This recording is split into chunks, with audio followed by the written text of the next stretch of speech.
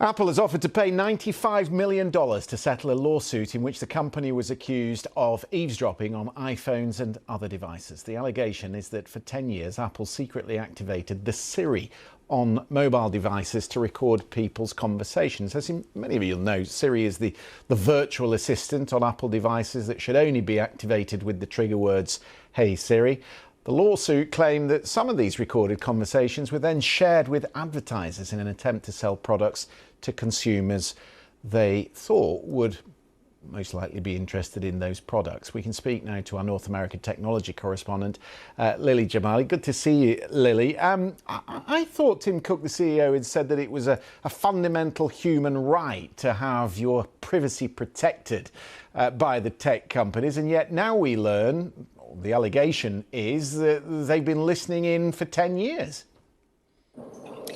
It's a great point that you make about the way that this company has branded itself, has marketed itself to consumers over these many years. When you think about the ecosystem in Silicon Valley, you have all these other companies that have made a business model, made billions upon billions of dollars by harvesting all of our data and monetizing it. You may have heard the phrase, "We are the product, not the customer." And I think Apple has consistently differentiated itself on the basis of privacy. So I think that is really one of the most interesting aspects of this settlement, settling a lawsuit that was first filed back in 2019.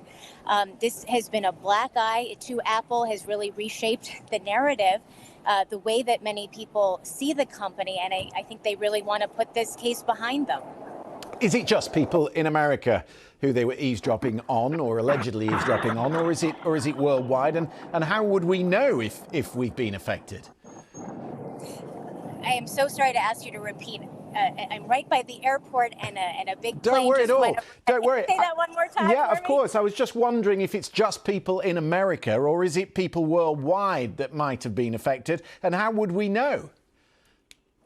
Yeah, I mean, the way that we know is actually quite interesting. There's an anecdote that I can share from the lead plaintiff in this case, who said that her daughter, who was a minor, had been having discussions, having conversations about some of her favorite brands. So Air Jordans came up, Olive Garden, which is a large restaurant chain here in the United States, and that in short order, her daughter started being served up ads for those very same brands in Safari, which is the browser that Apple owns and operates.